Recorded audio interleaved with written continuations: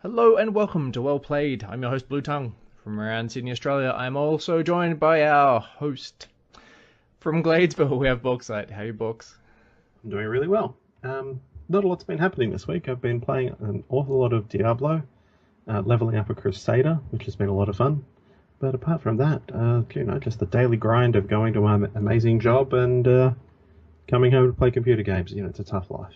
How about you? Earning money, then spending money. Yay! I've had a really good week. I got my beta invitation to Overwatch yesterday, which was awesome, and I've been playing it well into the evening, and I found it to be very, very fun. It's really pretty, and I'm really enjoying the gameplay, because I've always enjoyed like Team Fortress 2 and first-person shooters and stuff like that. However, it can be a little bit frustrating, especially when you're on offense and not getting anywhere. So, yeah, still fun though.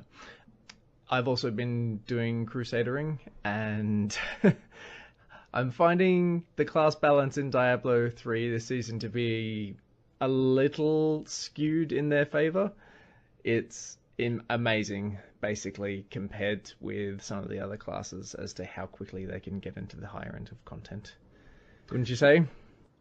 Yeah, absolutely. I got my Crusader to level 70, and about 5 or 6 hours later, I was doing Torment 10 stuff, and I've already soloed a Torment 60 Greater Rift, which is amazing to me. Yeah.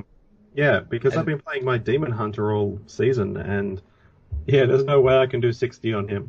Yeah. So, like, the only way I could do 60 on my Witch Doctor, who has a really super tough build, is by basically having someone drag me through it who could do significantly higher ones. So I think the highest I got would have been about 55, 56 or something like that on my own. And yeah, wow. So yeah. That's about what I got done with my Demon Hunter too, about 55, 56. Yeah. So yes, just brutal. I can't believe that after such a small amount of effort, I don't even have full ancient pieces on my Crusader, and I've got a hell of a lot of ancient pieces on my Bounty Hunter. Bounty Hunter? Demon Hunter. So, yeah, I don't get it. Either I'm crap at demon hunting, or I'm amazing at Crusader, or there's just not much class balance at the moment. I'm guessing it's probably the last one. Yeah, most definitely, because it's not a game that needs to focus heavily on class balance, where the Crusaders are all, the individual solo Crusaders are all competing against one another. Mm. And then all the Demon Hunters are competing against one another. And then if you have a pair of two, then you might want to consider balance. I suspect there's usually a preference, like a better pair that you can make. And my guess is it's a Crusader and another Crusader, or a Crusader and like a monk or something like that, in order to like get the very highest rifts. But I've heard that there's been people who are doing level 90 solo rifts, greater rifts, sorry, on Crusaders, which is just bananas. I think they were doing 120 before they got nerfed. So wow, yeah, that's just insane. So for the listeners, the difficulty in Diablo is what gets ratcheted up as you continue playing, and Torment 10 is considered basically your starting mark for like the high end of content, and that is Greater Rift level 40 or 45, around that. And yeah, basically it's super frustrating if you're playing another class and seeing the Crusaders pull ahead so convincingly. So, do you want to introduce our first subject for this week? So we're doing something a bit different this week. We're actually reviewing a YouTube channel called Crash Course. This is an educational channel run by Hank and John Green, who are brothers. John Green is the author of books that you might know, Paper Towns, that other book, Yes, I know The it well. Fault in Our Stars. Oh, really? Yep. He wrote that? Yep. The one that's been made into a movie? Yeah, that's right. Wow, I had no idea. Yep. So they cover a pretty wide range of topics. So they cover a pretty wide range of topics, and each season is maybe 10 to 15 episodes long. Some are a little bit longer. So they cover world history, literature, government and politics, economics, physics, chemistry, biology, astronomy, that sort of thing. Intellectual property. Hi, I'm John Green. Welcome to Crash. Government. I've already mentioned government. They do government twice. It's really cool. Because if there's one thing we cannot get enough of, it is government. Well, Cam's not on this week, so maybe you and I can get enough government. So each season of the YouTube series basically covers a different topic, and they range between maybe 8 to 40 to 50 episodes long. Pretty much each episode is about a different subject as well within that topic. So that's quite interesting. Each video runs 10 to 15 minutes long, and there's a whole lot of different hosts that run it. Generally, it's either Hank or John Green.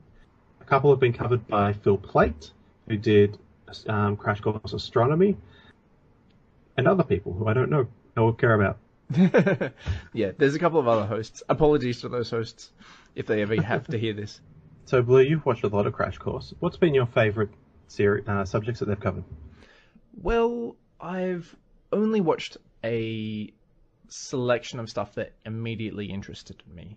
So, for instance, I think I started in world history, and I have always had an interest in ancient history and that sort of thing. So the fact that I never had to study it at school probably means that I've retained that interest to a greater degree.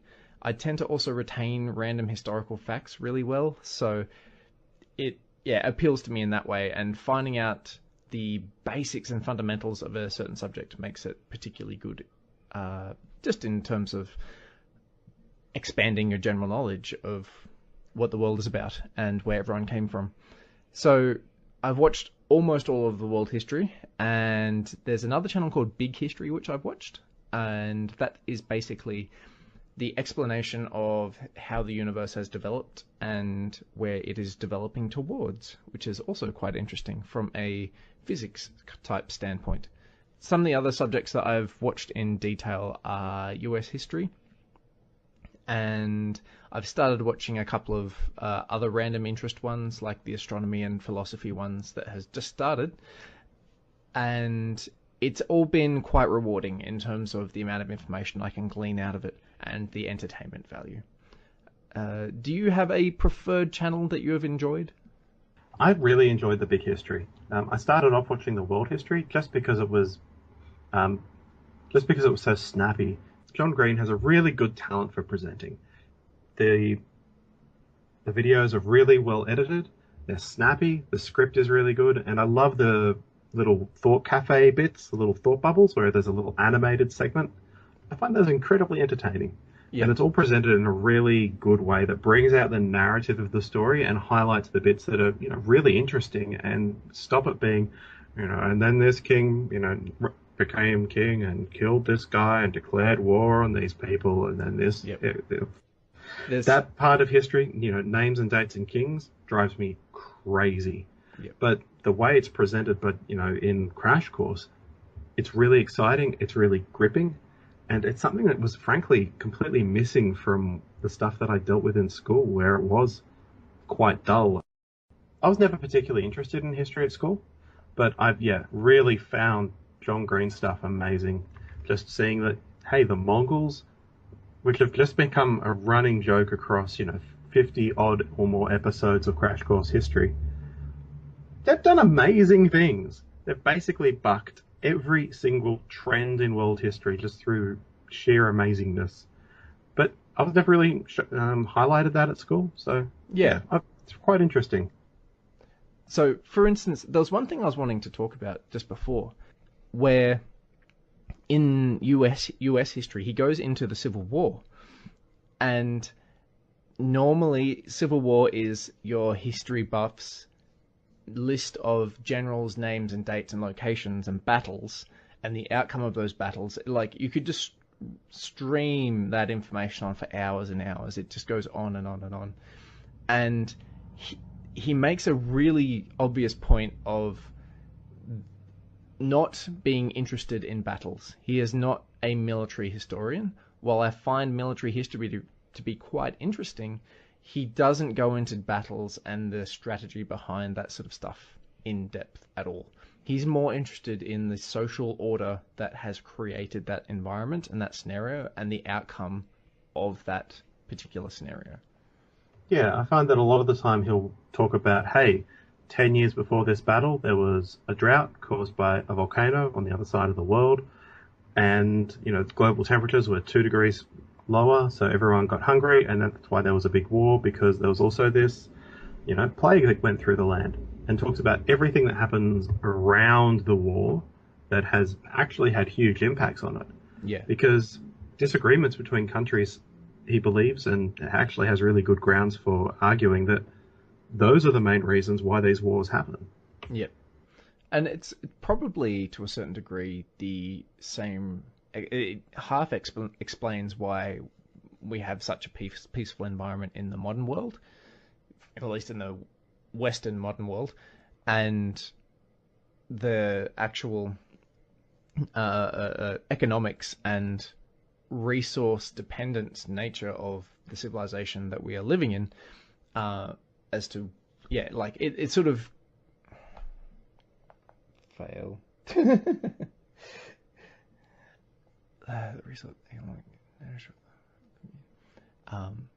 Has created an environment where we can live out our lives without ever having to go and take a plough to a field, which is what the vast majority of the population has done for the vast amount of history.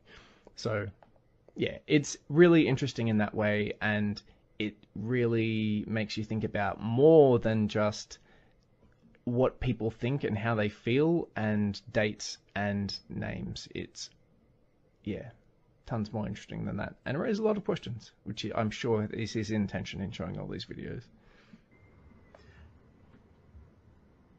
Okay, this bit might need to be thrown at the beginning. Yep. Okay. So each video, 10 to 15 minutes long, really just focuses in on one part of the story.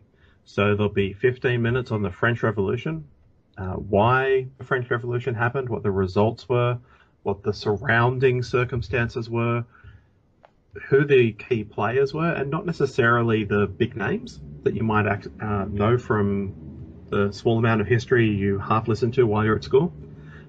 So it really does tie it all together. One thing I find particularly good is that John Green, Hank Green, and the other presenters have a great sense of humour.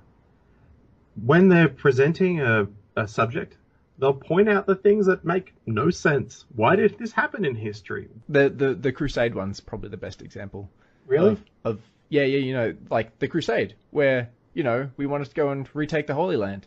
Except we didn't actually go to the Holy Land, we went and sieged other cities, Christian cities, and then sacked them.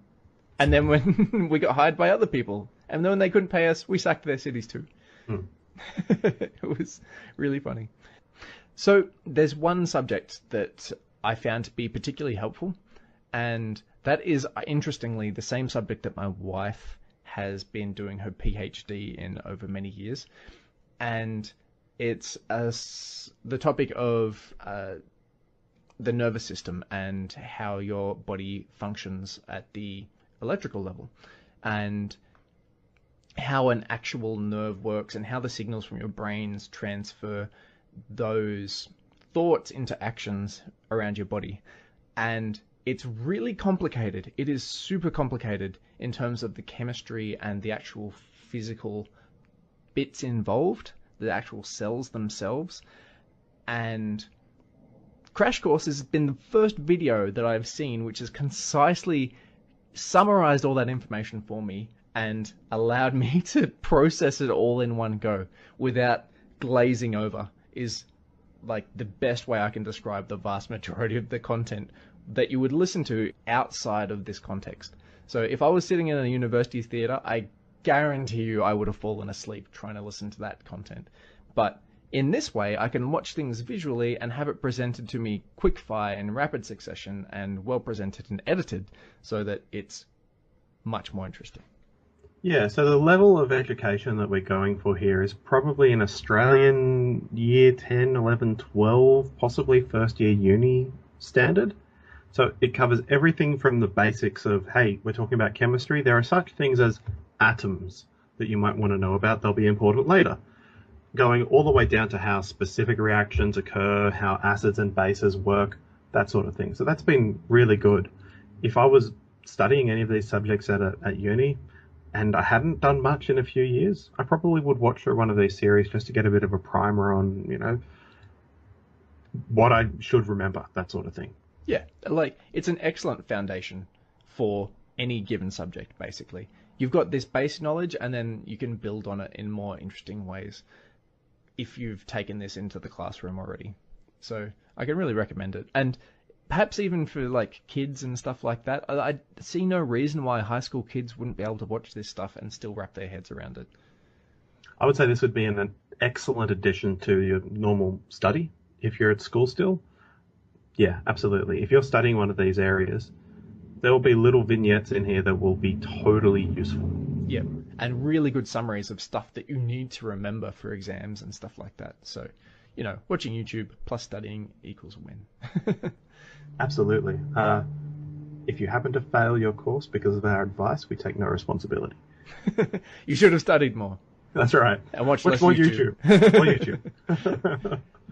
So, one of the other subjects that he covers is literature, and he goes into a bunch of incredibly famous books that some of which I had not really heard of before. I guess I'm not especially well read, and John Green is amazingly well read to the point of being able to sort of just read documents and then immediately know who the author is about 50% of the time. Admittedly, they're probably subjects that he has a fairly sound knowledge in already, but yeah. So the literature videos go into a whole bunch of different things, like Hamlet and Shakespeare and Romeo and Juliet and Catcher in the Rye and Jane Eyre and a whole bunch of topics that will give you perfectly good essay points for your exams. I actually found listening to these was really a good adjunct to reading the material. So I was actually reading To Kill a Mockingbird at the same time as this came, the two To Kill a Mockingbird videos came out. And it pointed out a bunch of things that I hadn't quite picked up on in the book. He covered themes, he covered characters, and he covered allusions to the period of time that I hadn't picked up on. So I think that literature is one of those subjects where you'll appreciate these videos a lot more after you've read or during having read the books. So from a completely ignorant standpoint from To Kill a Mockingbird, I've never even touched that book in my life.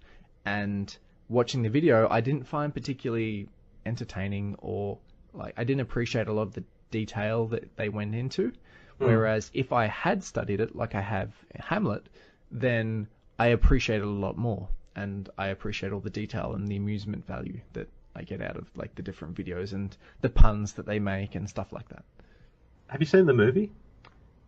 I've seen about 3 or 4 different versions. Of To Kill a Mockingbird? No, of Hamlet. Oh, okay, sorry, yes. No, yeah. Have you seen To Kill a Mockingbird? No. It's probably worth watching sometime, although it can be a bit slow in some places, but it's pretty thought-provoking. Yeah. So we might put that on the list one day. Just a snappy read. And afterwards we'll do War and Peace. Oh, good times. So one of the other hosts on Crash Course is Phil Plait. Now, he's an astronomer. He worked on the Hubble Space Telescope with NASA, so that was super interesting. He's no small fry, I guess. He's got a blog called The Bad Astronomer, and he's a skeptic and debunker and media personality around astronomy. He's pretty well known in those circles.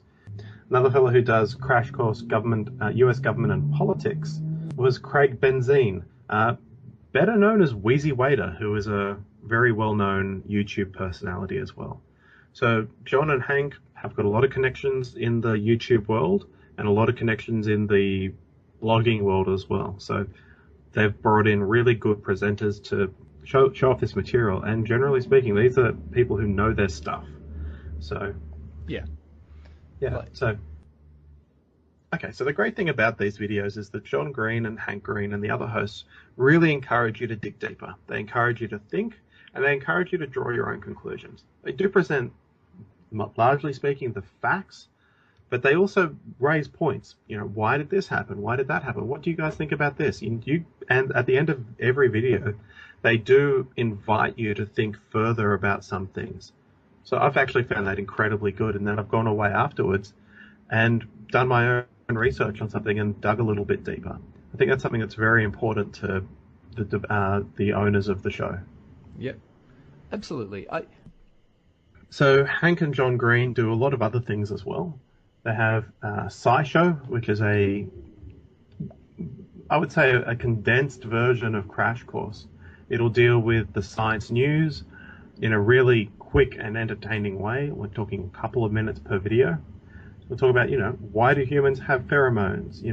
How does the Zika virus work? How does anesthesia work? And we'll talk about the big things that are hitting the news every week. So there are a bunch of videos in SciShow, like hundreds and hundreds.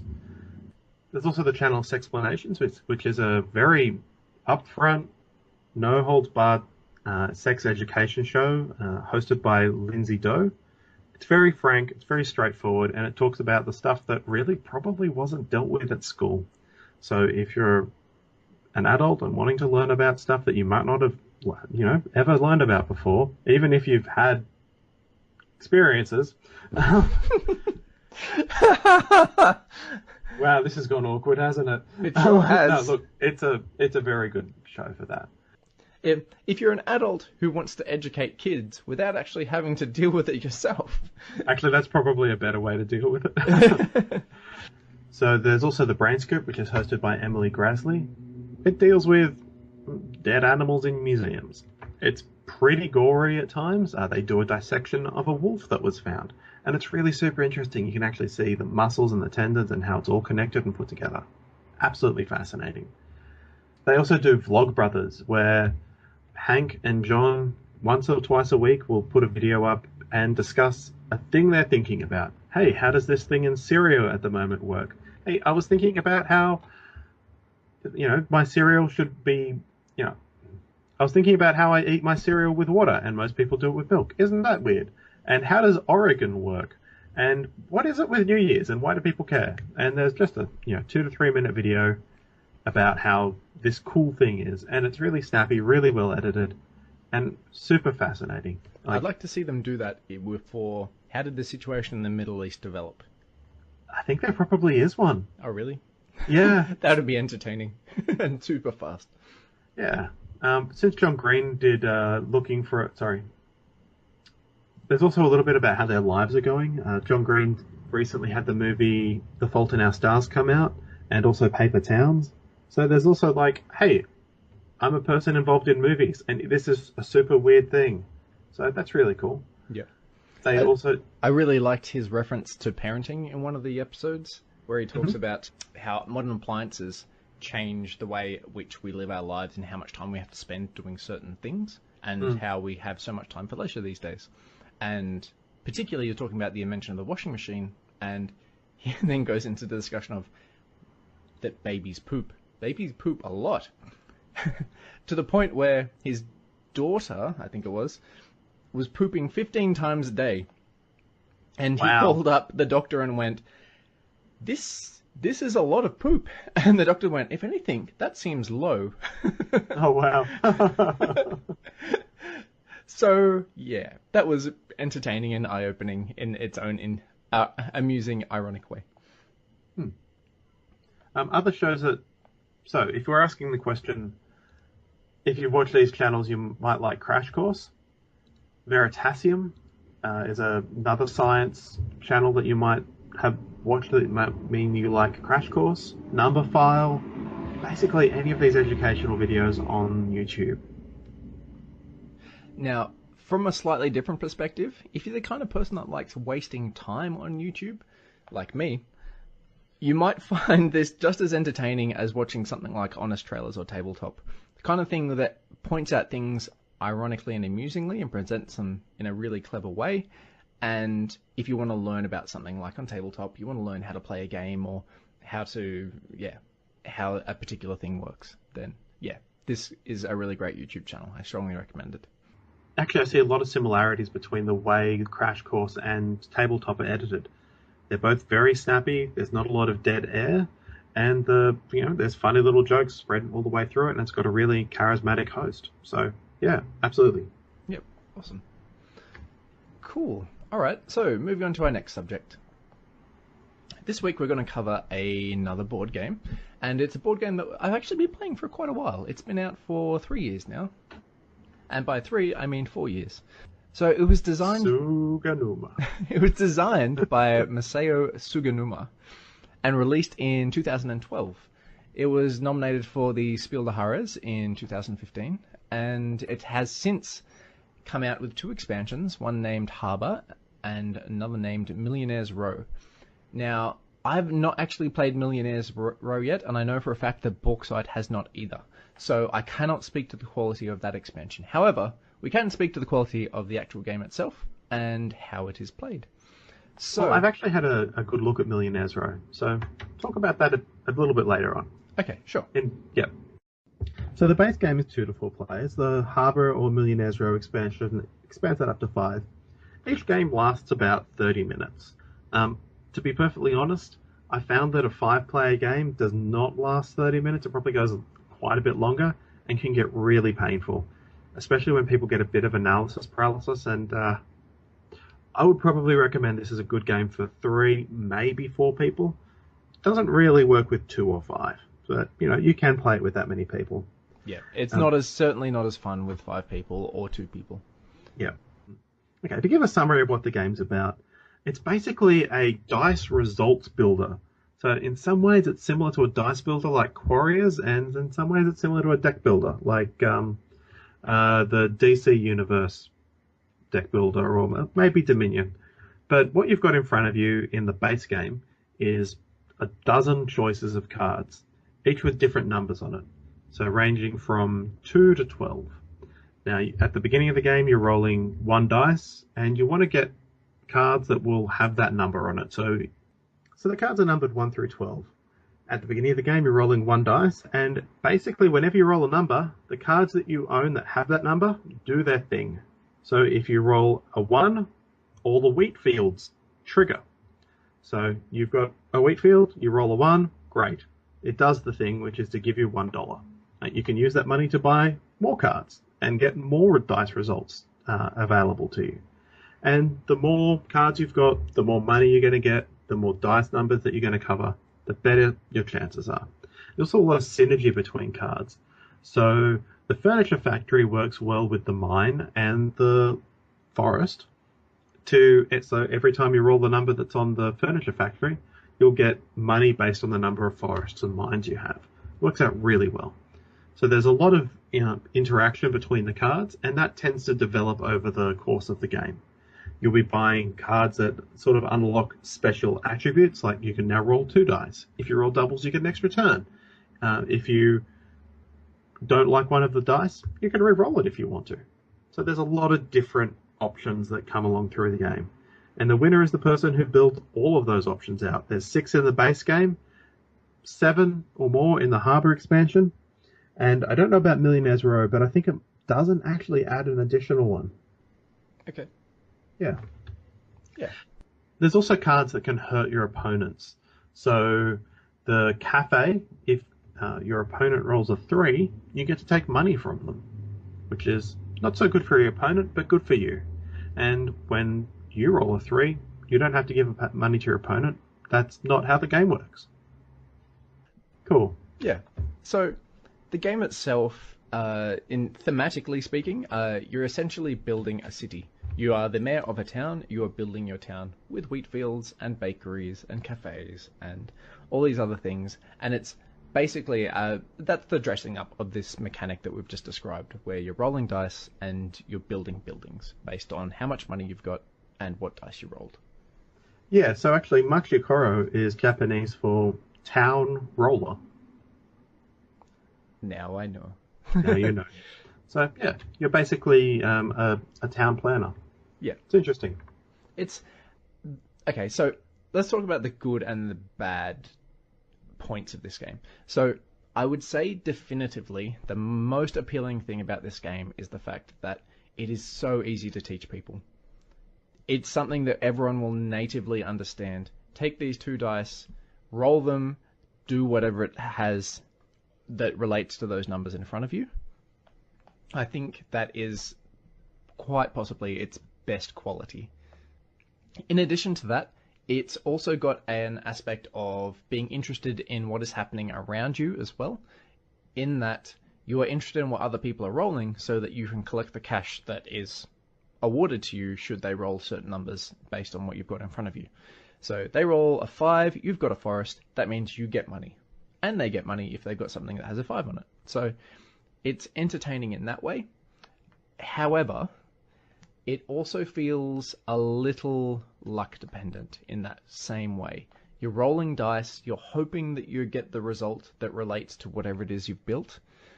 And I guess that is both a positive and a negative quality to a game, but you can just lose a game out of sheer luck. Sometimes strategy will have little to do with it. Yeah, that is true. Particularly in a larger game, if you're playing, I found a lot actually in the Harbour expansion. If all your opponents are picking what I like to call the hatred cards, where you get penalised for rolling certain numbers, you can find that your available cash at the beginning of your turn can be very, very low if you haven't gone into that strategy. Yeah, you can be really, really punished for it. Yeah, and that's not a great feeling sometimes. I understand that's somewhat fixed in the Millionaire's Row expansion, which sort of evens out the amount of hatred cards and actually penalises people for having them if you buy a certain card. So that could be interesting. Well, I'm looking forward to getting to play that. Awesome. So the art and the actual design on the cards themselves are quite good. I find them to be appealing in their own way. It feels a little bit like these modern survival games like The Long Dark or something like that in a card format. Really? It does to me. Oh, no, not at all. I don't know how you got there. Okay. Sorry. I guess it's stylistically speaking. Oh, you mean the art? Yes. Right. I thought you meant the theme. I'm like, no, that made no sense at all. What are you talking about? Building a city's got nothing to do with The Long Dark. No. Yeah, so it's a little bit abstract, but still, yeah, it's a weird animation style. Yeah. It's sort of simple and yet colourful and interesting. So it's good in that way. The design, wonderful design and balance. I think I forgot to delete that out of the old. There we go. Terrible balance. Awful design. So, what else do we have? It can be a frustrating game. I think that's probably the most negative point that I would have to make about this. If you're really close to doing something or achieving something, you can have that snatched away from you turn after turn after turn with some bad hatred cards and bad combinations happening, or just unlucky rolls of the dice. I have found that there's a couple of games where it's like, okay, I'm one turn away from winning. All I need is anything other than a 7 or a 12. And it'll be 3 turns in a row. 7, 12, 12, 7, 7, 12. And that can be really super annoying. And but on the other hand, it did allow my opponents to catch up, which is good. But also, you can be sitting there banking, oh my goodness, if they roll an 8, they win. They win right now. And all they need to do is not roll an 8, and when it gets to my turn, I'll be set. And they roll an 8. Yep. Which is, It's super frustrating. Yeah, so there is definitely a random element into this. It's not a Euro by any means. I would not expect a perfectly fair, totally strategy-driven game playing this. But if that's... Yeah, you might be after something where you don't have to think heavily strategically. You just want to crunch some numbers, have a bit of fun, and roll some dice and that sort of stuff. And it's good in that way. I feel like it fits neatly into someone who has just experienced some of the introductory board games like Ticket to Ride and stuff like that, and then they want to try something a little bit different that's a little bit more entertaining and involved. Yeah, absolutely.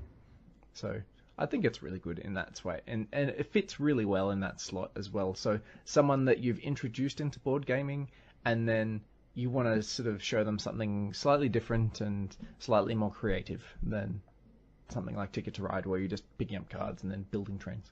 Yeah, this is definitely an excellent intro game. It's actually recommended for ages 10 plus, so something you can play with the kids as well. You know what? This actually reminds me of Monopoly. Really? Yeah, really. I think the big difference between this and Monopoly is that there's an end to the game. Well, Monopoly has an end, it's just no one likes it. Well, yeah, okay, there are key differences. There's no player elimination. There's an actual defined end. Money definitely pours into the game, and everyone always gets richer. Yep. Some people get richer faster, but definitely people do get richer. In Monopoly, there is to a certain extent a limited amount of money in the game, and people can become broke through no fault of their own and be eliminated just through bad luck. Whereas in Machi Koro, you might not win, but you're never eliminated. The thing that reminds me of this of Monopoly is A, the real estate factor, B, the fact that you're rolling 2 dice at a time, all the time almost, and C, the fact that it's all about just money exchanging hands and coming from the bank and going to the bank and that sort of stuff. Yeah, that's fair enough. Yeah, so there is certain elements that are common there, but I certainly wouldn't equate this to Monopoly in any stretch of the imagination, because I actually like this as opposed to Monopoly. Yeah. Okay, so this game retails for about $20 US, which equates to about $45 Australian. $45,000 Australian, yep. Yep, good. However, you can, and the expansions are a bit more. We're talking like another $20 a pop at least. Probably, my guess is probably more 30. Does that sound about right? Sounds about right. There's also the deluxe version that includes both expansions. And it actually works out to be quite a bit cheaper than buying the base game and the 2 expansions separately. Yep. But it comes in a tin. Oh my goodness. So it kind of depends if you like tins or not. I'm wondering if you could guess where Bauxite falls on the tin subject at this point. Yeah, not a tin fan, because it doesn't stack very well. They're more durable, but they don't stack because all the tins are different sizes. Anyway, maybe not a problem for a lot of people if you don't have a huge board gaming collection, but this is one of my passions. So you need it to fit neatly. Yes, a tin is not ideal for me, unfortunately. But and since I got in very, very early into Machi Koro, I have bought it all separately. So games you might like if you like Machi Koro, or vice versa, Quarriors or Marvel Dice Masters, since they're essentially the same game. It's got the same sort of thing. You're buying cards, you're rolling dice. Very similar sort of thing. You're also building a tableau of opportunities for yourself. Any deck builder game like Dominion, Trains, Arctic DC, Scavengers. Yep, DC Deck Builder. Any of your deck building games will be very similar to Machi Koro. But in terms of theme, like Blue said, Monopoly is actually quite similar to this. And it's a really good entry-level game for non-gamers and for kids. So, yeah. Strongly recommend it. It's certainly something I'm still looking to add to my collection, but at the right price. I'm not willing to fork out massive amounts of money for it. This is something that I quite judiciously play in the right circumstance. I've had a couple of experiences where people did not have any fun when we were playing very large groups. And I've had a couple of experiences where it's just been 2-player and one person had the floor mopped with them. Although that's actually a lot rarer in smaller games. But in larger games, one person can just get super unlucky and it's not so much fun for them.